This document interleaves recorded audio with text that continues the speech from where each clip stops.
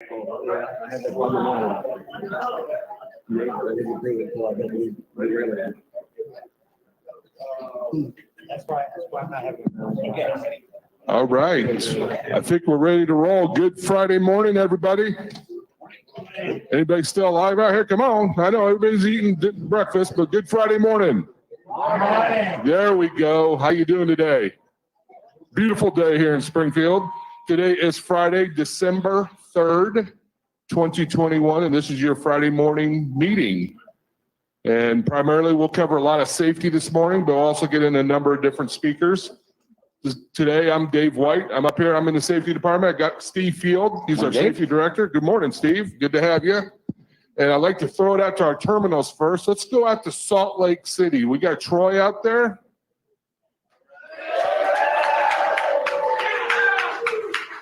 Good morning. How are you? I still think you pumped that sound in. It's just something you're doing out there. It is. Yeah. No, we have excited, happy people to be in Salt Lake City. They're eating their fantastic free breakfast that we have every Friday morning, and we're just happy to be here, man.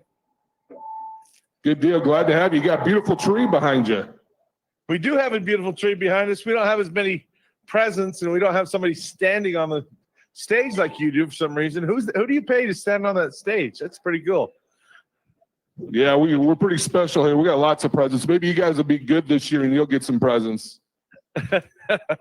we are good. Only the good die young, though. So, we don't want too many gifts out here. There you go. What's going on in Salt Lake this week, Troy? Just a lot of, I think everybody's kind of getting ready for the holiday season. I think, we've still got drivers out coming through the terminal. We got quite a few people still coming through the terminal, getting their trucks worked on and stuff. So we're just keep moving, man. Just keep trucking. There you go. Keep them rolling during the good times. And this is the good times being trucking, no doubt about it. So, absolutely. Well, good deal. If you got any questions or any comments, make sure you let us know. We will. Thank you. All right. Let's go out east, Pittston, Pennsylvania. We have Lisa out there. Good morning. Yes, you do. Good we have morning. a lot of others too, right, guys? Awesome. Thank you for covering this morning. Rick's out, I see. So you got you and Bill going. So thank you for handling this. Absolutely. My pleasure.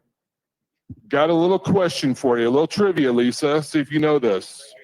What happened 14 years ago today? Prime came to Pittston. Absolutely. There you go. That's right. Your 14th year anniversary. So it's so great to have you all out there. And congratulations. Yeah, December 3rd, 2007, Steve. That time's flying. It did go by quickly. It does. Yeah, very much so. So what do you got going on this week, Lisa or Bill? We're just trying to prep for the holidays. Obviously, I have Santa coming in a couple days. Well, in a couple weeks, I should say, to the Pittston terminal. Prepping for our Christmas party, and our driver parking lot across the street is really coming along. The machines were going early this morning when I got here. All right, good deal. So if you got any questions or any comments, Lisa, make sure you let us know. We'll get you on the mic. Thank you. All right, thank you. Back here in Springfield again. Like to take this opportunity to recognize all of our new folks here this morning. If you're wearing a yellow vest or if this is your first week in orientation, if you could please stand up here in Springfield, Pittston, or Salt Lake. Let's recognize our new folks.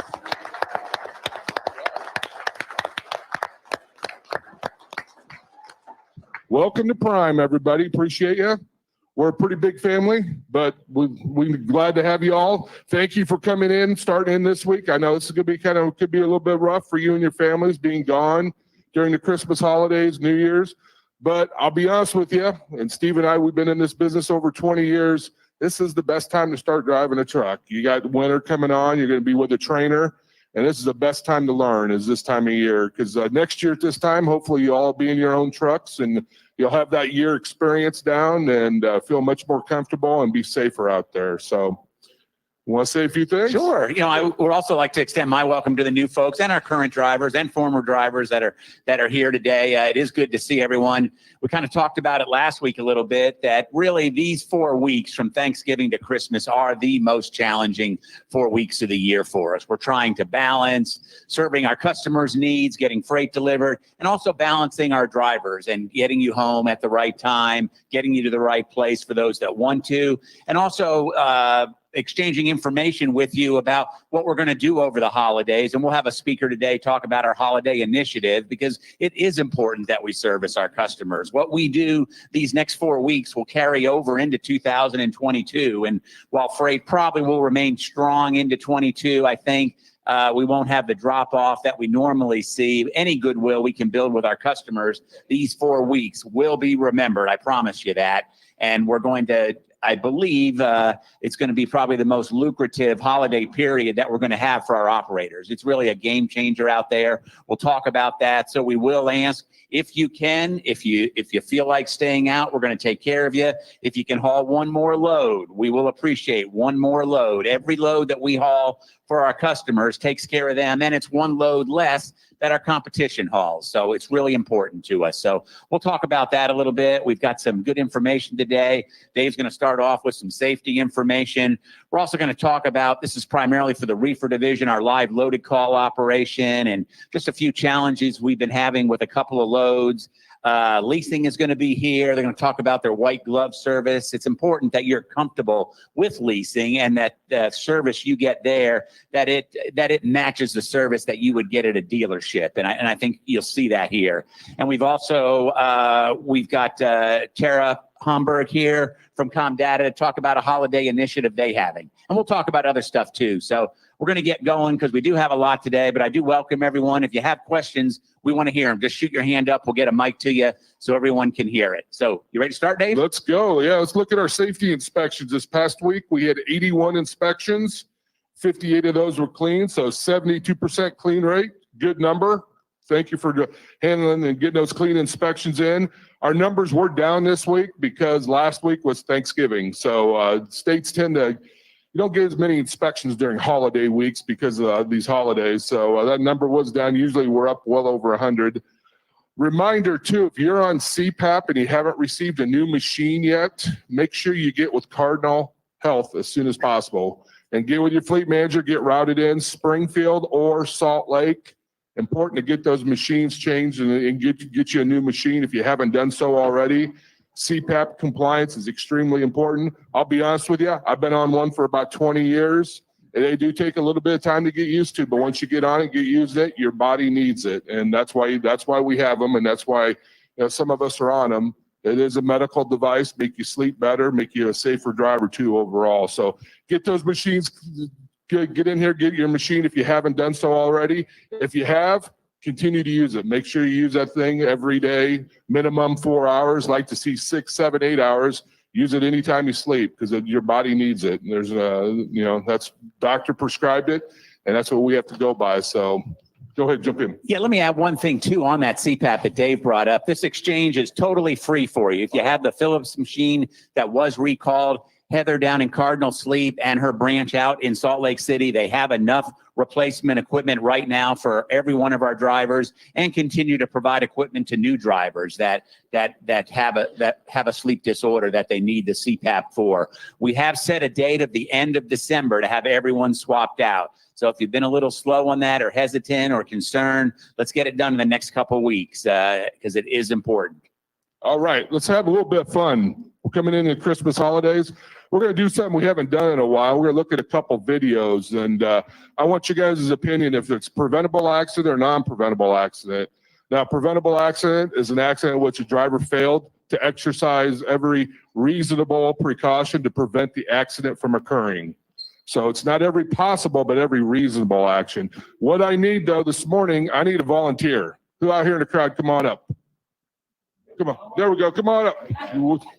Never back a word. Never. That's right. Here we go. I think we got ourselves a veteran here. So what's your name, sir? Come on over. Jacob. Jacob, how long you been at Prime? 4 years almost. 4 years. What do you think? I love it. There you go. Good deal. You going to run during the holidays for us? Gonna run. I just picked up a student. I'm gonna run. Good deal. Well, thank you for training. Appreciate that. Thank you. So, been here 4 years, Reefer division? Yes, sir. Okay, so we're gonna pull up a video here. Brianne's gonna play it, and you tell us what you think. Is this preventable or non-preventable? Go ahead, Brianne.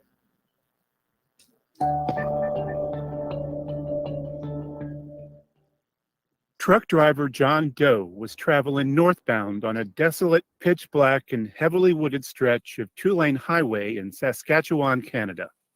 A persistent but gentle rain had dampened the blacktop for the last 50 miles. Now, at 3 a.m., it was a near-freezing drizzle. The road had previously been salted and did not seem to be slippery. Even so, John Doe lightly backed off the throttle and cautiously piloted his tractor and double trailers. As the headlights of an oncoming straight truck approached in the opposite lane, Doe dimmed his high beams. Suddenly, a large moose emerged from the tree line and stopped in Doe's lane. Doe attempted an avoidance maneuver without anti-lock brakes and panicked when he realized he was on black ice. The truck and lead trailer slid across the opposing lane of traffic and entered a ditch. The rear trailer was left straddling the southbound lane. Meanwhile, an equally out-of-control straight truck clipped Doe's stationary trailer before plowing into a ditch along the northbound lane. Was this accident preventable or not? Preventable. Why would you say that there, Jacob? Well, first of all, I'd have been looking at the weather, and with the ice and all that, I wouldn't have been on the road. And second of all, he should have been going a lot slower than he was. Good points right there. That's right on, no doubt about it. Appreciate you coming up here. Got your little gift card there, a little Subway action. Thank you, Jacob. Appreciate it. Yeah, round of applause. The National Safety Council ruled the accident was preventable. While the moose was surely to blame, it was also obvious that Doe had been traveling too fast for conditions. Yeah, no doubt about it. Go ahead. You know, I think Jacob did a great job on that one because I love that part about I wouldn't have been out there. And hindsight's always 20/20, and we've talked about this for the last couple of months. But our goal this winter is to get stopped prior to an accident happening, and by that I mean not stopped on the side of the road, but safely stopped at a truck stop or rest area, a customer perhaps, where you can find a safe place to park. Just want to say again that there's no shame in parking your truck. There's no shame in saying the conditions are such that I just don't feel comfortable out here. I'm right bordering on freezing. There's rain coming down. I know there's going to be some black ice up here. Communicate with your fleet manager. It will look a lot better in the morning when the sun comes up. I promise you. So good job, Jacob. We appreciate you. Another option would have been too that like we say, when there's an animal out in front of you, hit it. Hit the animal. Don't swerve. Don't try to hard brake. Situations like that can come up. So good job, Jacob. Thank you. Got another video. Who wants to come up here and do this one? One more. Come on. You want to come up here? Come on up here, sir. Yep. How you doing this morning? Doing wonderful, doing Getting wonderful. some good breakfast over there? Yes, sir. Good deal. What's your name? Lewis, Lewis, how long you been with Prime? coming on the end of 6 years. 6 years. Reefer, flatbed, or tank? Reefer. Reefer. Who's your fleet manager? Made you draw a blank, didn't I? That's okay. Chance. Chance Dukowitz. Oh, Chance been here a long time. Yeah, he's a good one. So good deal. He's an excellent one. What do you think of Prime so far? 6 years. Love it. Good. Glad to have you. We'd love to have you. So thank you for being involved. You go run during the holidays for us? Yes, sir. Thank you very much. Appreciate that. Our customers really appreciate that. So let's look at the next one, Brianne. Afternoon, John Doe pulls up to a storefront to make a delivery.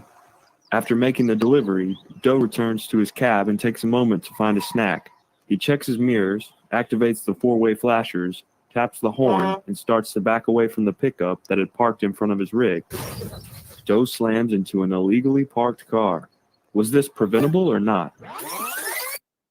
Remember, it's illegally parked. What do you think? It's preventable either way. Tried to trick you. It didn't work, man. You're pretty good. Yeah, no doubt. Go ahead, Brianne, play. According to a National Safety Council ruling, the fact the car was parked illegally was no excuse for blindly slamming into it. Good job. Thank you very much. Appreciate you coming up here. Thank Let me you, sir. get you a gift card here. What would you like, Bass Pro or Starbucks?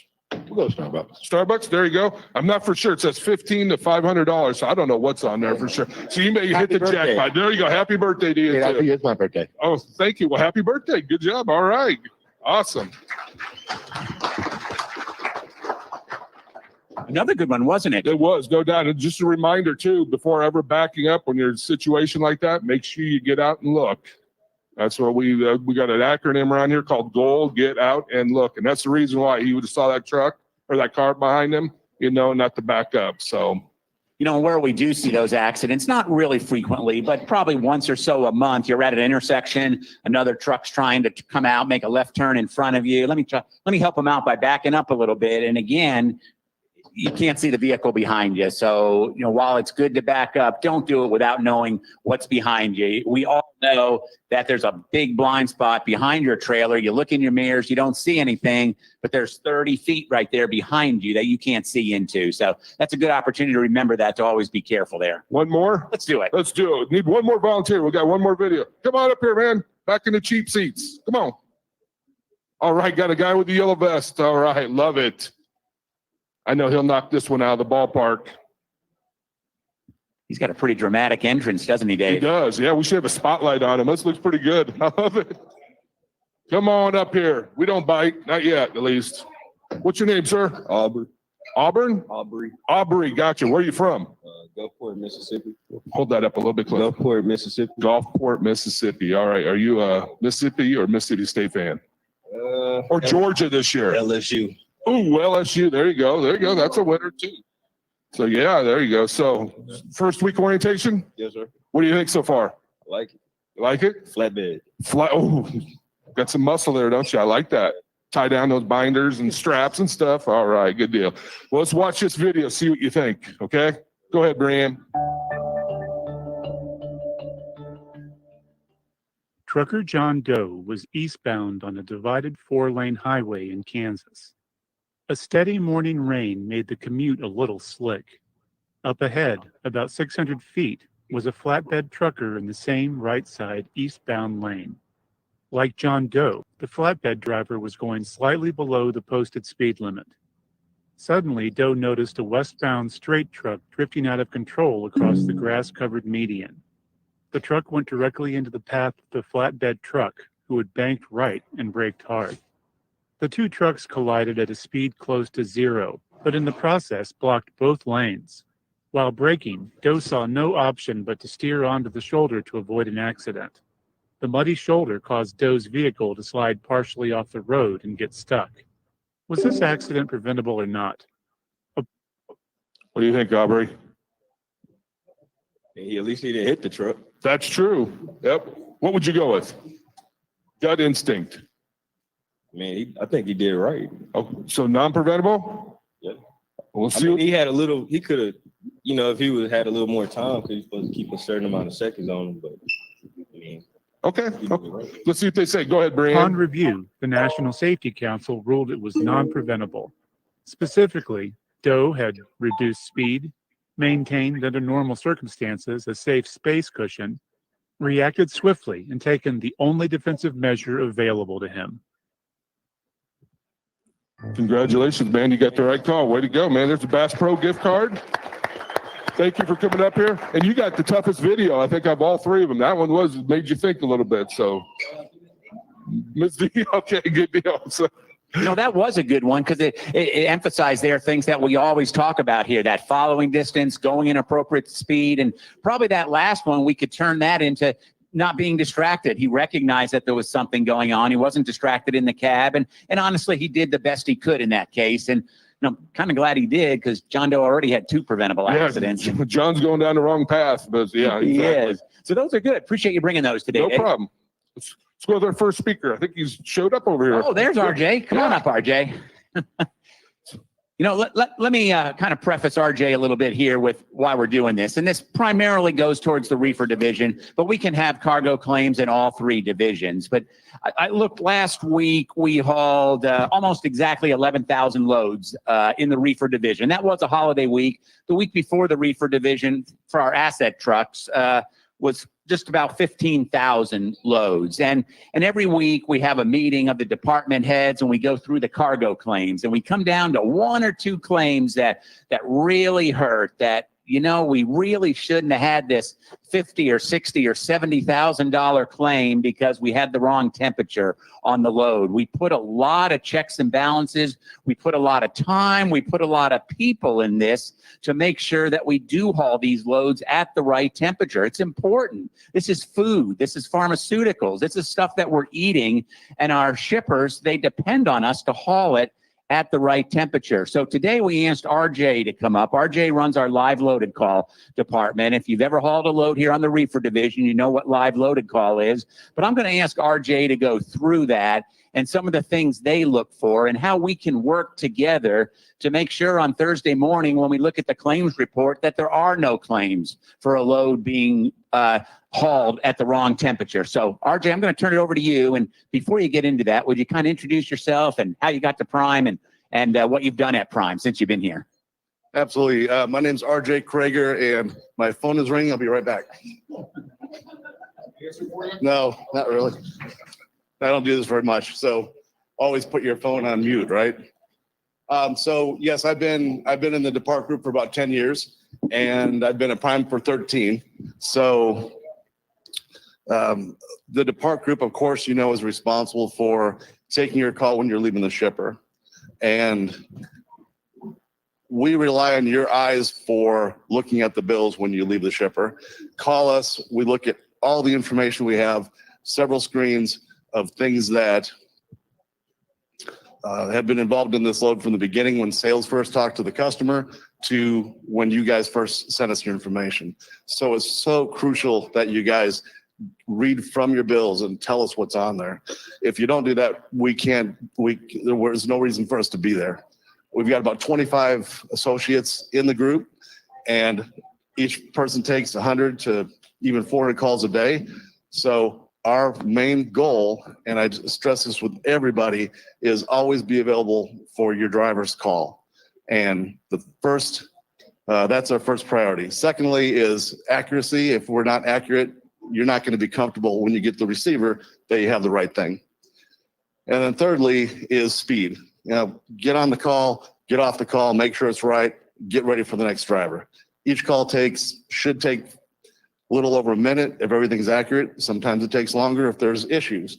I've had drivers that have been in this business for years and they keep going, oh, you know, why do I have to keep making this call? It doesn't make any sense.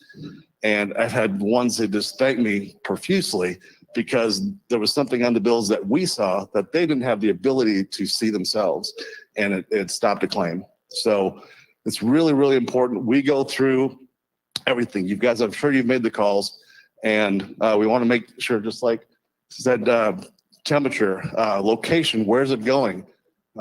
Sometimes they'll say Springfield, Illinois, and you're actually supposed to go to Springfield. Makes mistakes, and there could have been mistakes along the way before you got the load. And when you have those bills, there's no way for you to tell for sure if the load is accurate. So it's very, very crucial. We go over temperature and make sure that what the customer told us, sometimes the shipper will tell you a different temperature, and it's different when the customer told us. So at that point, we have to determine which temperature is right. Sometimes the bills are right. Sometimes what we have in from the customer is correct. You guys don't know. You have the bills. I used to drive back in the 80s. I don't admit that to everybody. That's a long time ago. But at that time, you know, we just got a load, grabbed it and rolled and prayed it was right by the time we got to the receiver. Now with the technology and what Robert has put in place for this Depart group, we have saved millions and millions of dollars of claims through the years. And that's been money in your pocket. So it's crucial that you guys do this and make sure you're reading from the bills. Make sure you're giving us the right trailer number. That's crucial too. If you give us the wrong trailer number, we latch the wrong trailer to you accidentally. What that does is it puts these trailers out here and they're going to, let's say your fleet manager sends you for a trailer and it's not there. Has anybody had that happen to them? Okay, so if it's not accurate, the information you give us, we're going to latch the wrong trailer to you. And then you're going to be rolling with virtually the wrong trailer that's physically you really have. And then when somebody says, hey, go pick up this trailer down 30 miles down the road and it's not there, it's because we all haven't done our job accurately. So that's kind of what we do. Is there anything else? Let's talk about a specific example, RJ, because we're always, we're really frustrated over this craft load last week. And, when I look at the notes, and you tell us what should have happened. We proed it at 65. So we put it in the computer at 65 degrees to haul this load. And that went out to the driver. The bill said 34. So you pick it up there, for RJ. How should we have handled that and not hauled that load at 65? Okay, so Craft Loads are one of those companies that right on the front page of the bills, it has the temperature blatantly right there in the center. So we rely on your eyes, again, to tell us what's on the bills.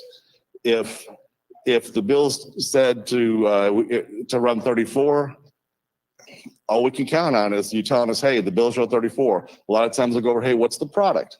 If the product makes sense and the bill show 34, on Craft Loads, this is one of the very few companies that this is, but we rely on those bills exclusively because it's so easy to tell the temperature. I don't know what happened with that specifics on that load, but that's a claim right there. So you guys, you gotta, when you call us, please look at those bills. Tell us exactly what's on the bills. Here's another example, but same type of thing. I had an associate that just last week, and she's been here longer than I have. And she took a load. It was a meat load. The driver said, bill show 28 degrees. Well, typically the meat loads run between 28, maybe 20 degrees up to 35 tops. And she said, verified, are you sure it's only meat? And they said, yes. The driver said, yes. And so she said, go ahead and run it on 28 degrees. When the driver got to the receiver said, why did you run a produce load at 28 degrees? Instant claim, right? Well, again, it's the bills, guys. You got to look at those bills. It's so crucial because there was a second bill that had produce, and the driver said he had no idea there was produce on the load mixed with the meat. So 34 degrees is what it should have been running. We talked about that one yesterday too. Good. Any questions while we have RJ up here? At the end of the day, give me one sec. We'll be right to you. Remember, at the end of the day, responsibility, our final set of eyes for everything is our operator, is our driver. We're not in there with you in that truck when that moose pulls out. We're relying on you to make the right decision. We're not there with you looking at those bills, and we can't overemphasize how important it is that you look at all the paperwork. You've been to that shipper 10 times. It's always the same. I don't need to look at it. This time it's a little bit different. Please take this seriously because nobody wants to have a claim. That's money that's literally right off the bottom line. The same money that pays for the holiday parties, that pays the $10,000 checks to our 4 million safe mile drivers. It's the money that keeps the company running. So it is important. Yes, sir. What happens when you have a load, let's say maintain, say 34 degrees, you set it to the sentence on the bill, and that's in the app, but it doesn't maintain that temperature. It's off by maybe 10 degrees, what it's supposed to be maintaining. So it said maintain 24. 34, yeah. And you set the correct sentence on the paperwork and everything, and as you're driving down the road, it's not maintaining the temperature. The trailer's not maintaining the temperature that it's supposed to maintain. Okay, perfect question. When it's not maintaining the temperature that it should be maintaining, call us, get a hold of your fleet manager. The person you want to talk to is Road Assist, and Road Assist can make sure they'll help you fix the trailer. But before you leave that shipper's gate, you got to let us know. Before you leave, make sure you let us know, because once you leave the gate, it's our responsibility. It's your responsibility and Prime's responsibility and mine. If you call before you leave the shipper, we can get that handled and make sure it's moved on to a different trailer, or the shipper will sign off on it. It's okay to roll. And then that's the best thing, Road Assist. At least contact us first thing. Good question.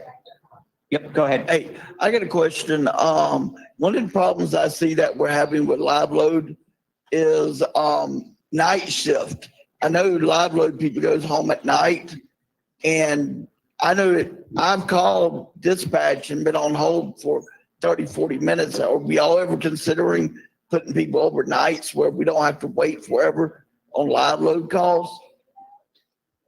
That's something we've looked at. At this point, they haven't done that. In our phone system, it's set up so if you stay on the line for 15 minutes, it's supposed to transfer over to the next person to a group message. So don't hang up and try again, hang up, try again. I know a lot of drivers do that. Just stay on the line. And after 15 minutes, if you're still on hold, it's going to transfer to the whole group. And then that should get your call faster. So when we're trying to figure out temps on the bills and to make sure everything's correct, there are some shippers and receivers. There's some shippers that will give us bills that don't tell us what's inside the trailer. It has numbers instead of, you know what I mean? So how do we determine if it's correct or not? Excellent. That happens a lot.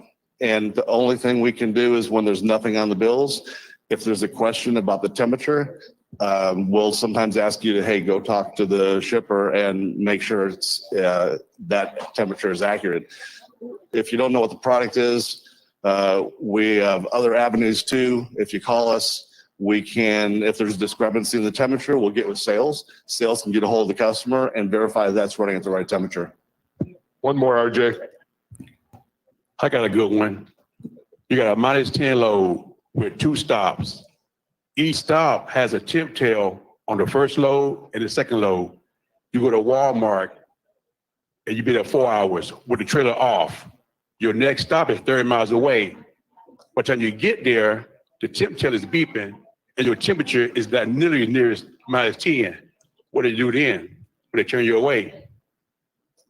So you're talking about if you're at the first stop, when you go there, you have to wait on it. Make sure the temperature's right before you leave that first stop. If it's not right when you leave the first stop, make sure it's good before you roll out of any of these customers. But the temp tail is beeping when you get to the next stop. So you can have a -10 trailer showing -10 at the guard shack, but when they unload it, the temp tail is beeping and they're asking you why it was at 20 degrees for 2 hours. Again, it's make sure it's right when you leave that location. If it's wrong when you get to the receiver, get directly with your fleet manager and say, this is what happened. It was right when I left. Now it's not right. And we can look into that and make sure, because it wasn't your fault as long as you make sure it's right when you leave the location you're leaving last. And we have a lot of information behind the scenes to that, as far as how long the doors have been open, what was happening, and something like that. We would certainly fight any claim that was presented on that. But it's a great question. Hey, let me help out real quick here. A couple things, and I just help Paul, or is this hurt? Go ahead.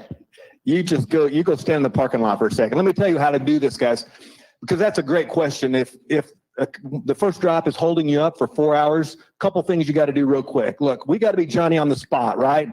No sitting around, no waiting. You can't have refrigerated foods these days sitting there for 4 hours with a reefer off, and typically the door's open, right? So what happens? You have the doors open, and even these days, a lot of customers want the reefer unit running. You guys with me on this? So this is, yeah, follow? So here's the solution to the problem. You got to make something happen. First off, the reason we have rear door shutoff switches on the trailers is to stop the airflow. Think about this. What happens when you have your refrigerator and you open the door to the fridge? What goes on? The light comes on and the compressor and the fan shuts off. Right? And it's because if the fan's blowing, it blows the cold air right out of the refrigerator, right? It goes somewhere. It doesn't go on the product like you'd want it to. And the reefer unit does the same thing. The reason we want to shut off the reefer unit is because we don't want it sucking in warm air through the product and blowing the cold air out the ceiling of the trailer out in the warehouse. Does that make sense? So a couple things.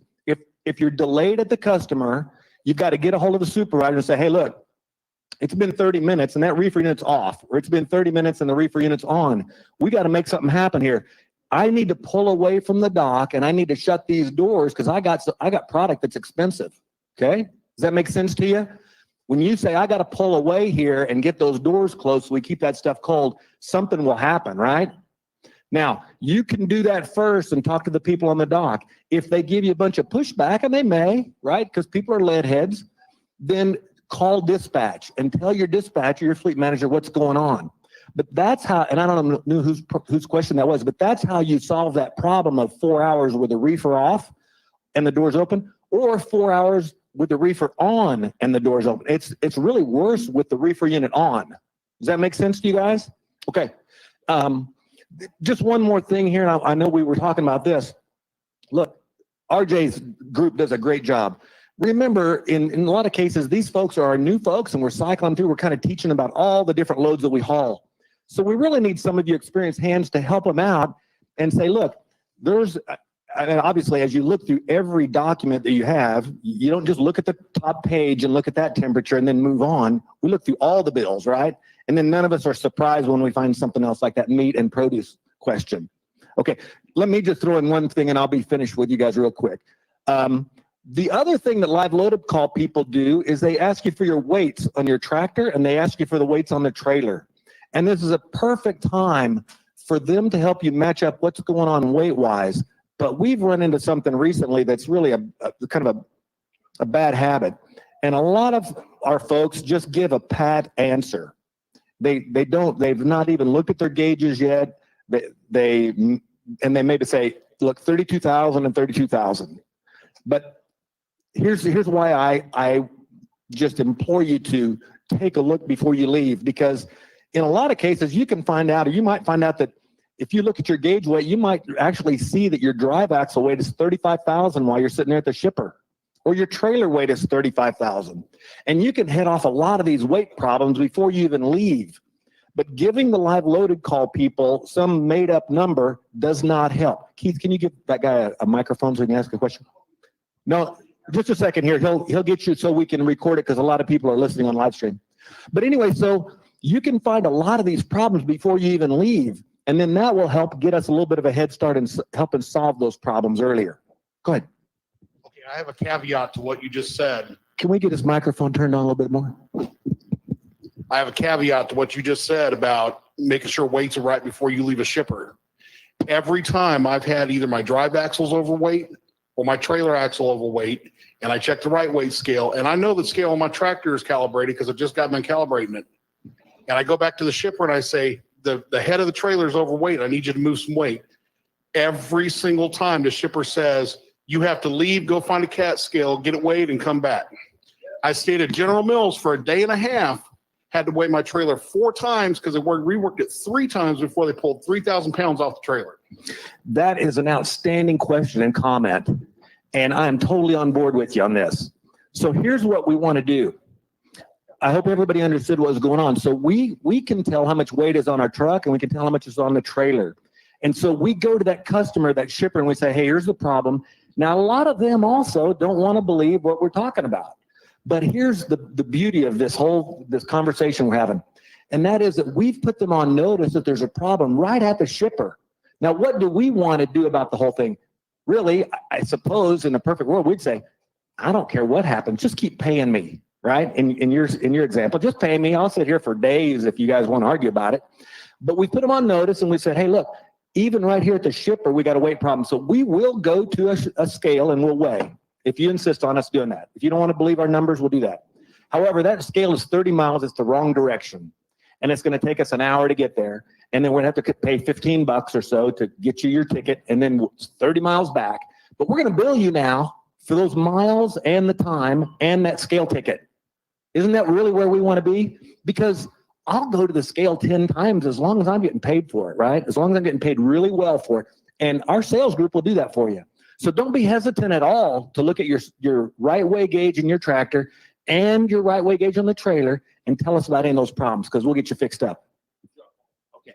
All right, we'll grab your question after. We're kind of running way behind.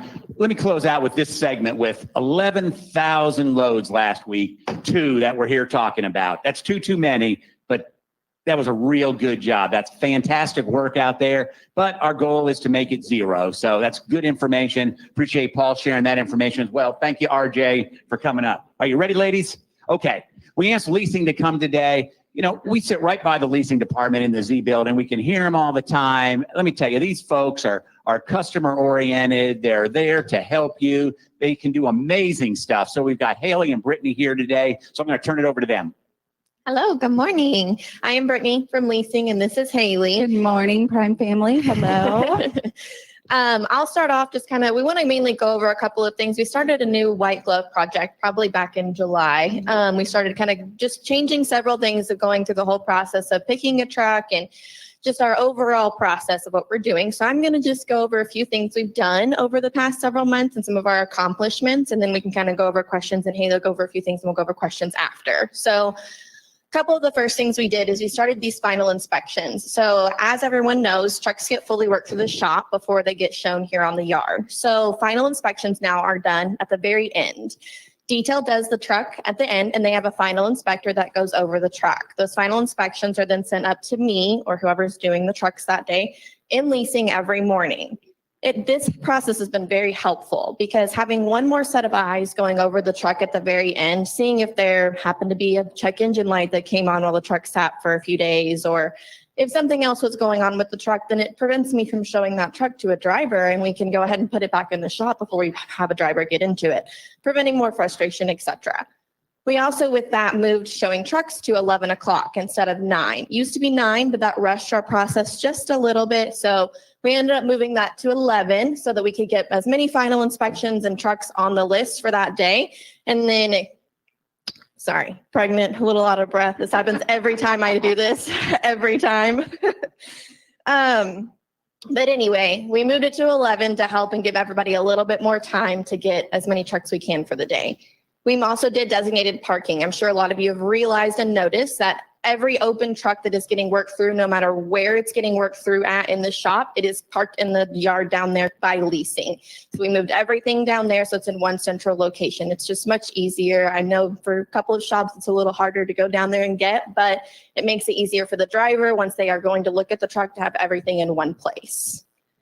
We also started up weekly meetings. So we have weekly meetings with all of our shops here now. It helps with just communication all over. We meet with shop and detail and our APU shop and tire bay. Everybody comes to these weekly meetings, especially with COVID right now. It's been very nice to just communicate and have it. They can tell me, hey, I'm short 2 inspectors this week, or detail can tell me I've got detailer out this week with something. So then I can pre-plan and we can go off that and we can say, okay, we're going to be short a few guys this week. So this week we may be short so many trucks, and just overall communication has been very helpful. I'm sure some have also noticed the transfer station right over by Leasing. We actually had that striped. We had a lot of drivers that were just parking over there and using it as parking, and then it wasn't able to get utilized for what we wanted it to be utilized for. So we actually had it striped on the parking lot. So we were going to put ropes up and actually have to lock it, but we haven't needed to do that at all. The striping has worked well. My understanding, a lot of drivers have, from what we have noticed, have gotten a lot more use out of it because nobody's really been parking there and just leaving their truck. Slingshot class. So I'm sure everyone knows we have a slingshot business class. So Leasing has been going down each morning at the end of class now and just going over what they need to be doing next, letting drivers know, hey, this is where you need to go, what time of day we start calling them, when they can expect to call, because I know our list fluctuates every single day. There's a day I could have 22 drivers on the list. There's a day I could have 5. So it literally changes every day. So it's just nice to keep the drivers informed and know, hey, currently right now we have so many drivers waiting on Reefer, flatbed, and tanker side. Give them an idea of when they might be expecting a phone call from Leasing.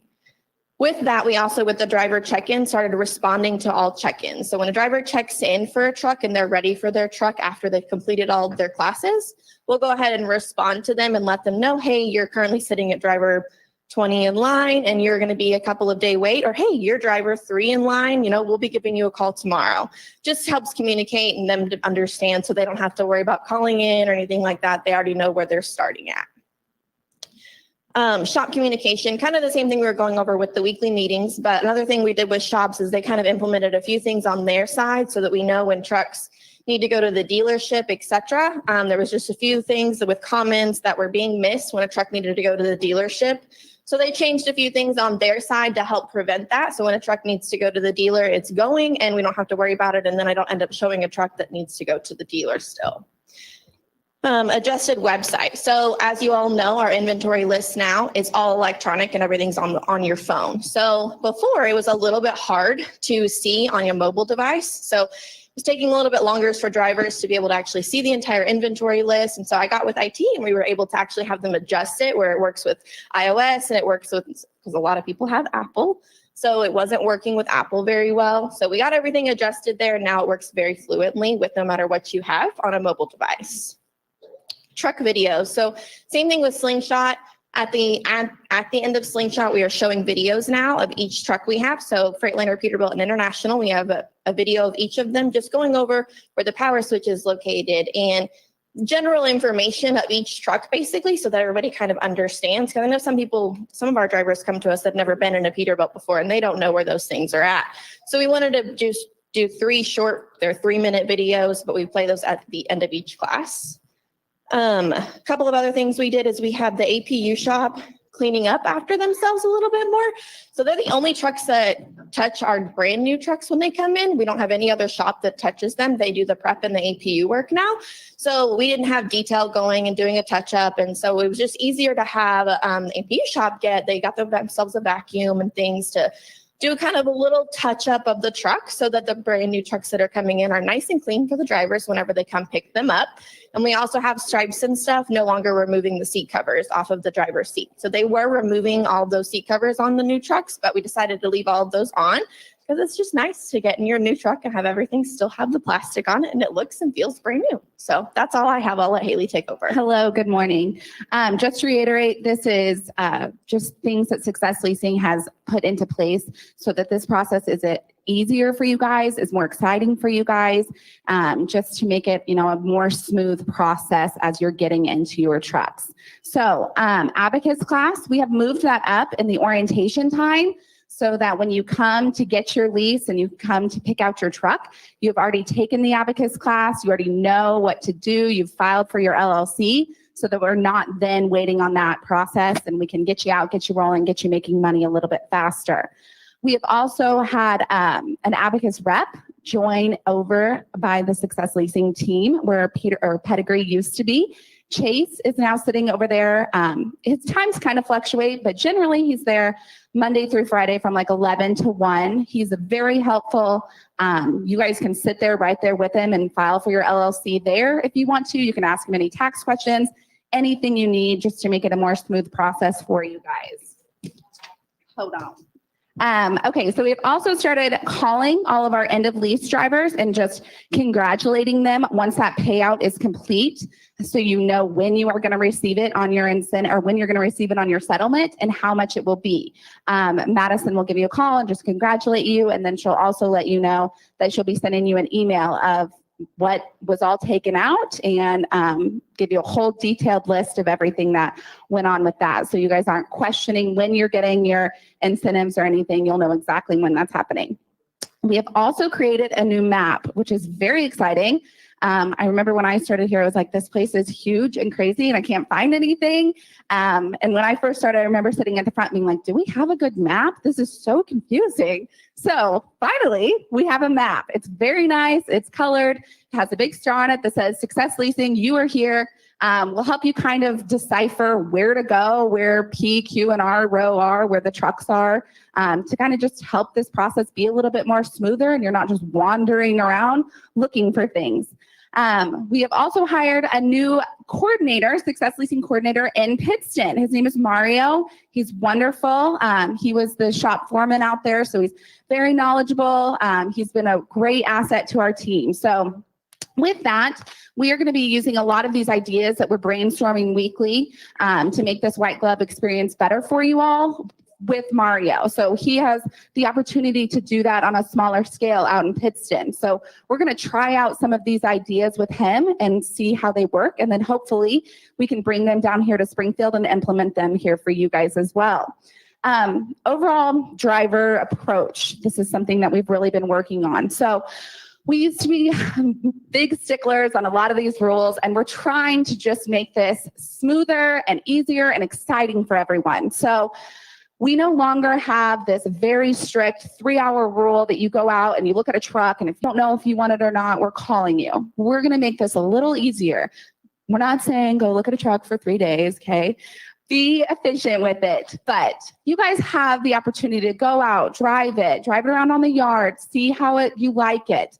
We're not going to be pressuring you for any of that, okay? So just to make this smoother again.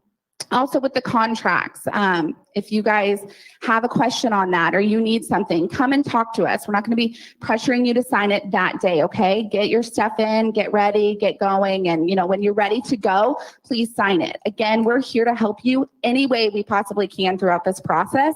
So if you're having issues signing your contract or the shop has your truck so you can't sign it yet, please come talk to us because we can't help you if we don't know what's going on, okay? Truck training. So obviously knowledge is power. The more knowledge that Success Leasing has, the more knowledge that we can give you guys. So we have taken upon ourselves to go out to Peterbilt and really go through their shop and learn more so that we can speak and be more educated to you guys about the different trucks. We are going to Freightliner very soon and all of the other OEMs as well. We do have an appointment to go to Stripes and stuff as well. So the more we know, the more you guys know, it just kind of helps that way.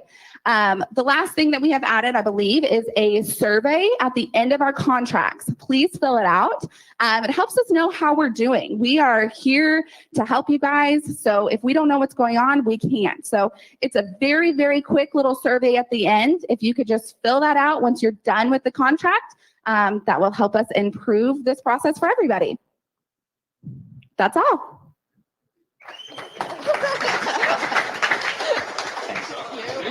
Well, that is a lot of information there. And, just always so proud of our folks over in leasing. And really, they should be your go-to point. A lot of you have that entrepreneurial spirit and, I'm going to, lease my first truck and then I want to lease a truck that I can buy. And maybe I want to buy a second truck or a third truck. Go over and see the folks in leasing. They're great folks over there and they really put your interests first. So thank you, Brittany and Haley. Thank you.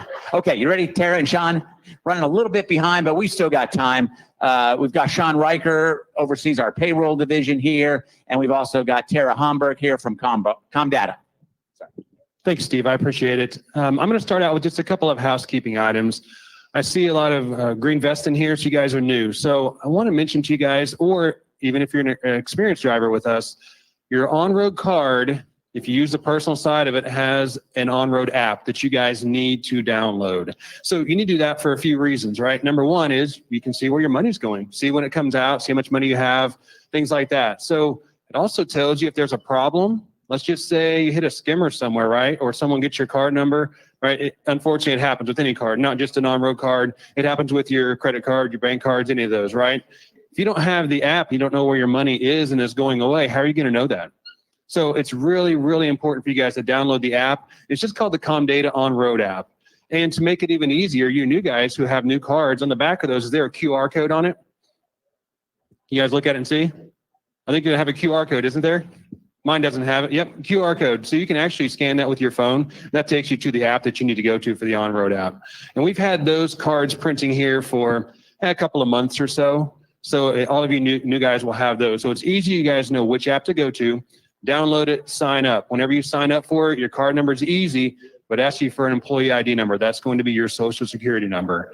So sign up for it, get that taken care of. Now you can watch your balance then, see what's going on with your card, but you also have two levels of security built in here. One level is the Comdata level of security and the MasterCard level of security on your card also. So both of those look for activity that looks odd on your card and they can block it or flag it as fraud. And what would happen if you swipe somewhere, like if I'm at the IKEA in Dallas and I swipe my card, they're like, man, Sean doesn't live in Dallas. Why is he there? Then they're going to flag it. So that transaction will get declined. If I sign up for text alerts, though, most of you guys know what those are with other cards, right? In this case, you type IN to 57911, text it. You'll be signed up for text alerts then for Comdata. So I swipe my card at IKEA. It says, no, Sean shouldn't be in Dallas. I get a text message because I signed up for him. It says, is this you? I say, yes. I swipe again, transaction goes through. It saves a ton of headache for you guys out there when you're wondering, why am I getting declined everywhere, right? It could be something as easy as they're watching out for you. So sign up for your on-road card, sign up for text alerts, text IN to 57911. So that's kind of the housekeeping items I have. I will turn it over now to Tara from Comdata. Good morning, everyone. I am very thankful to be here this morning to get to talk to you. My name's Tara with Comdata. I'm here every Tuesday on site. The rest of the 6 days, I'm also working, doing things to help you guys out. But when I'm here, make sure you stop by and say hi if you need help with your app. When I'm not here, you can always get a hold of the front desk. You can get a hold of your fleet manager, fuel desk, items like you can't get solved on the 800 number. Some of the things that we've been working on for you guys. Number one, Eric had asked in the Driver Advisory Board Committee, our meeting, he had asked, can we ever have an extra more deposits or direct deposit on the app so that we can send direct deposit to our personal account, maybe direct deposit to our business account, and then other accounts? Will that ever be an option? We are listening, and at the beginning of the year, the app is going to have an option for 3 direct deposit options, not just one account. So that's going to be really nice if you keep your money in separate accounts, business and personal. So let me step in for just a second. I apologize. So Prime has a direct deposit option, which we send you guys on Friday mornings, right? This is if you have money on your card and you want to transfer it off of your card to a bank account. And the same thing would apply a pre-note, which takes about 10 days after you register the account on there to make it to where you can use it. So if you want to do that, make sure you get those set up so you can use them, within 10 days or so. Sorry. Okay, and the second thing we've been hearing is after hours, it's a little hard to get help. I know you guys were talking about that over here. We are working currently, we are training those new people. I have been on calls trying to work with them. We're taking copies of those. We want your experience when it's not 8 to 5 to be good. So know that we're hearing you, we're listening, we're trying to make that better. A lot of new people are on the night shift, which makes it a little hard, but we are working on that and you should see improvements.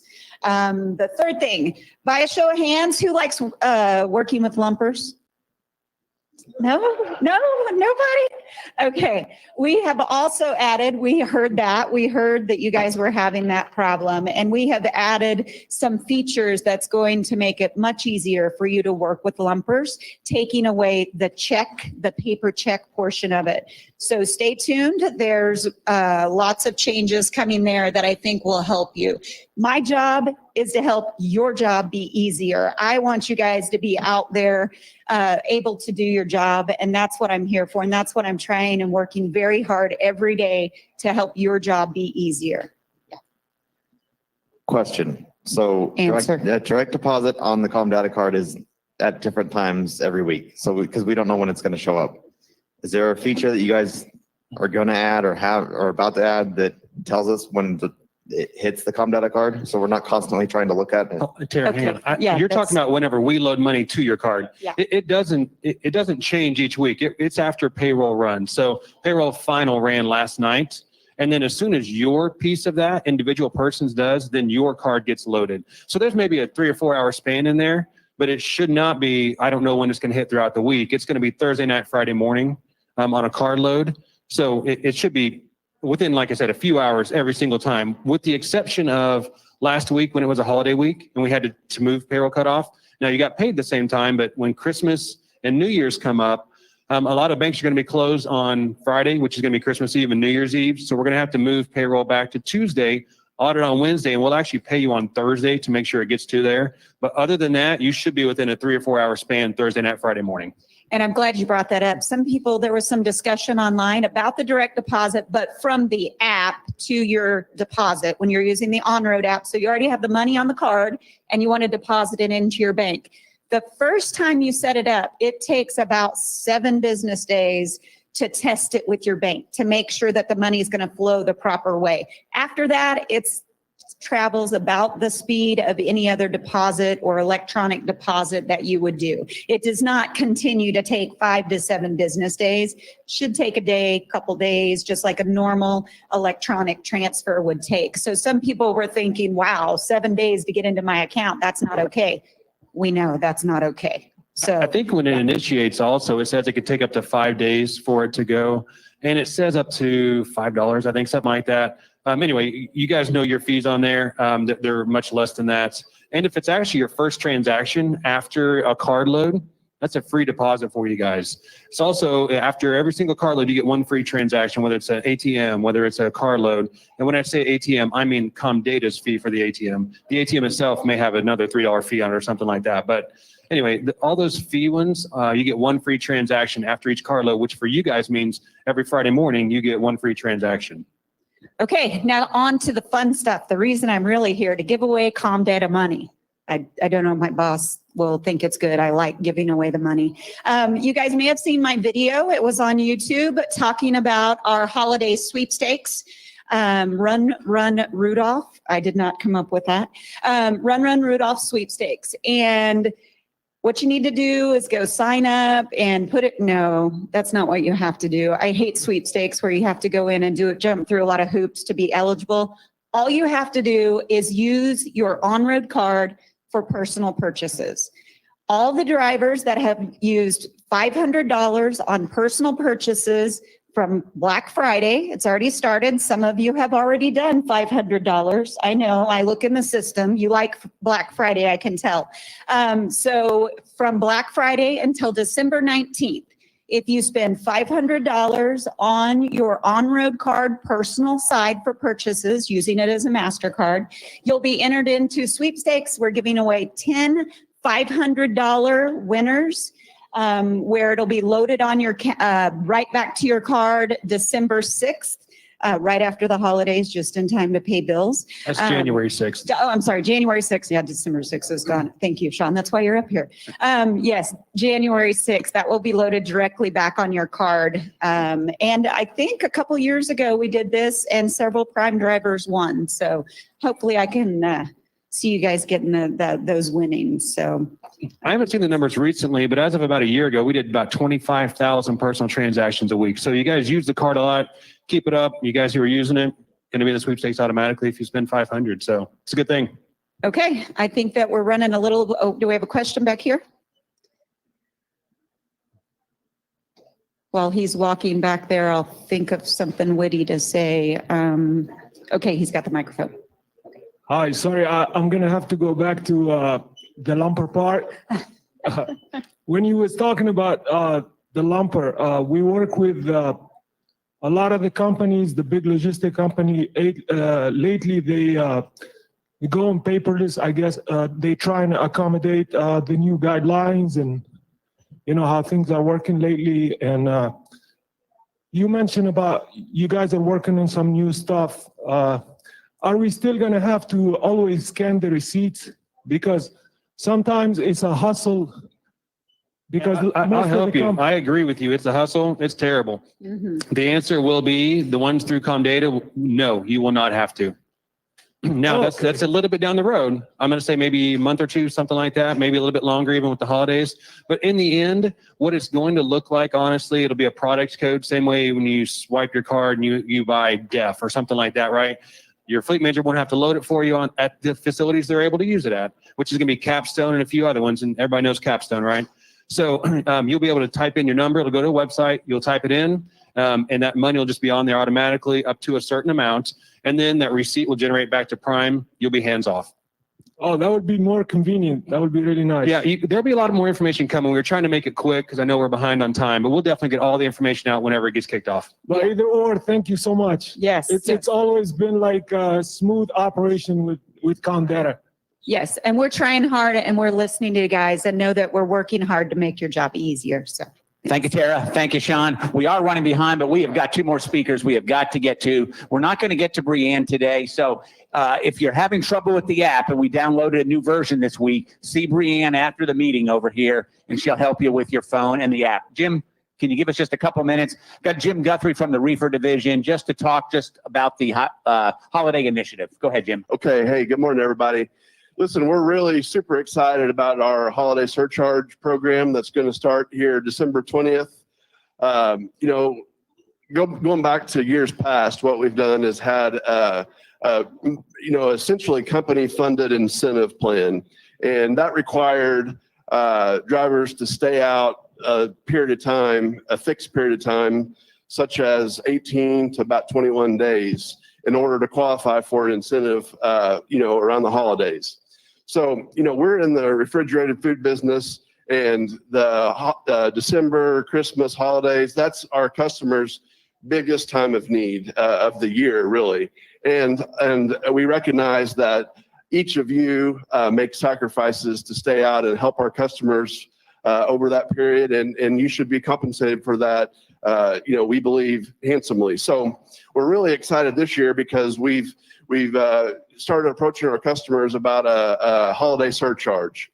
And we're pleasantly or we're very happy to announce that most of them have opted in at a really nice level. So what we're going to do, and some of these are going to vary by region, by customer, but between December the 20th and January the 7th, we're going to have a per load surcharge. The minimum guaranteed surcharge is going to be $200 in gross revenue. Now that revenue is going to be added in to the revenue that you see on your estimated revenue with a pre-plan or a dispatch and onto your settlement. So you'll see that revenue added in there. Now 200 is the minimum, and it goes up from there. Just looking at an average of our top 5 shippers, and these can get, with the volumes and everything, the averages can be a little bit, it can vary a little bit, but the average is going to be over $400 per load in additional revenue. So I think last year, I believe it was $1,000 for those who stayed out for 18 days. So I think if you do the math pretty quickly, you can recognize that there is a lot of money to be made during that time, more money than we've ever seen available for that period of time, in the history of this industry, in my mind. So there's a lot of opportunity out there. You don't have to run the entire time. It's a per load basis. So every load we can get is helpful. These customers are rewarding you for what you've done all year. And also they're putting some trust in us to know that we're going to give them our best shot to give them as much capacity as possible. And also that we're going to be there for them, after the first of the year, and they're going to be there for us.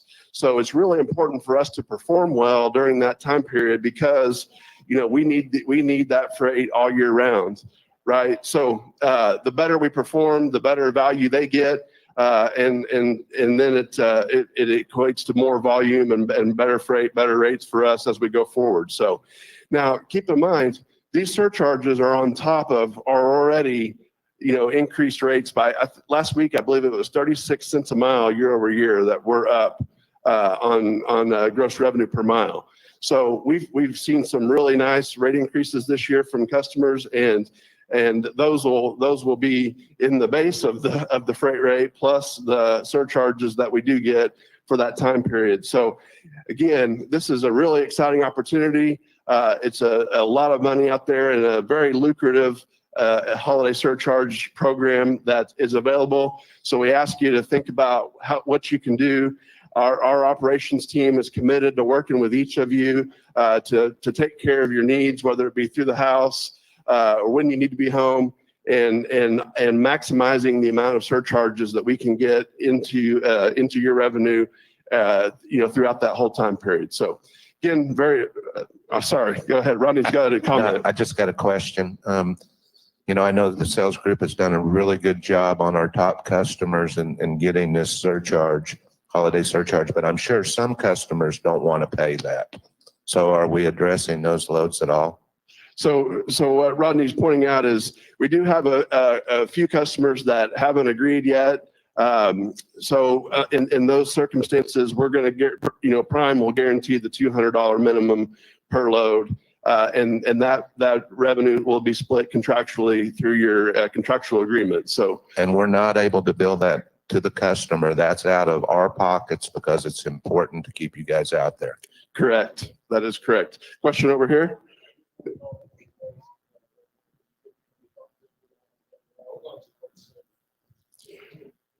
Say again. I'm sorry, I didn't hear you. Okay, I understand the bonuses are going to be in your mind for the load, but is it going to be identified what the bonus is for that?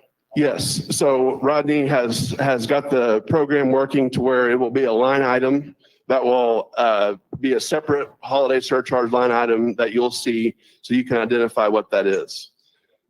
Okay. Any other questions? One more, Jim. Okay. We get the full $200 How does it work, surcharge. if we got a student on the truck with us, a TNT or a PSD student, how's the bonus thing work for them on that part? On the second seats will still be subject to their $900 a week guarantee. That's what they'll still receive during that time. One more question for you, Jim. Yes. Do we get the full $200 surcharge or 72% of it? Whatever your contractual agreement is. So if it's 72%, 72-28 split, because it'll be added into the revenue. It'll be just like reconcilable revenue. Okay. Okay. Any other questions? Okay. Well, I'd be remiss if I didn't thank you for what you do. And you know, we are hearing a little bit of weather up in the northern parts of the country this weekend. So, you know, please, there's no, you know, we'll take a late load anytime for safety. So safety's first, safety's most important. So please, you know, make sure you're operating right for the conditions and don't take any unnecessary risks. We've had a really good run so far this year with the weather, but we want to keep that going. So, and I think, okay, Steve's got something else. Thank you, Jim. Thank you. You know, what a great time to be in trucking. But remember why we have trucking, why we have this freedom. It's our veterans. So if you served in the armed forces, would you stand so we go ahead and recognize you this morning, please?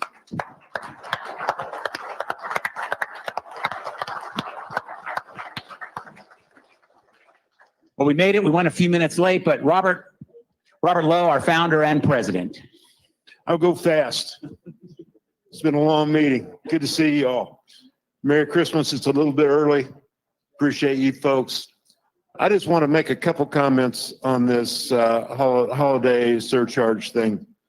You know, I've been in this business 50 years, 51 come this next March. That's a long time. I know I don't look that old, but it's the truth. It's the gospel truth. Willie Bill, he knows it. This is probably, you know, during this 17-day period, it's probably the opportunity to make more money than you've ever made before or may ever make. I mean, I hope you make more in the future, but let's get real. This is some real money being laid out there. You know, some of y'all haul 3 loads a week or 3.4 loads a week, something like that. Many of those loads are going to pay $650 or more, a minimum of $200. The $200 is coming out of Prime's pocket, but we want you out there, and we're ready, willing to step up and help out. We understand that the holidays are a very compelling time. You know, it's a time for family and friends and that kind of thing. We understand that. We understand it very well. We're not going to force anybody. You do it or not do it. You're on your own decision. If you run, we appreciate it. If you need to run just part of that time, part of that period, pick up that extra money, that's cool. That's cool with us. But respect your right to go home if you want to. You know, that's how we roll around here. That's why you're independent contractors. But if you run, you're going to be rewarded for it. I appreciate your thoughtfulness and thinking it through and thinking about this opportunity. Bill. Bill, you know you never say this one thing. Well, you know how long I've been here. I have never worked for anybody any better than that man standing right there. Well,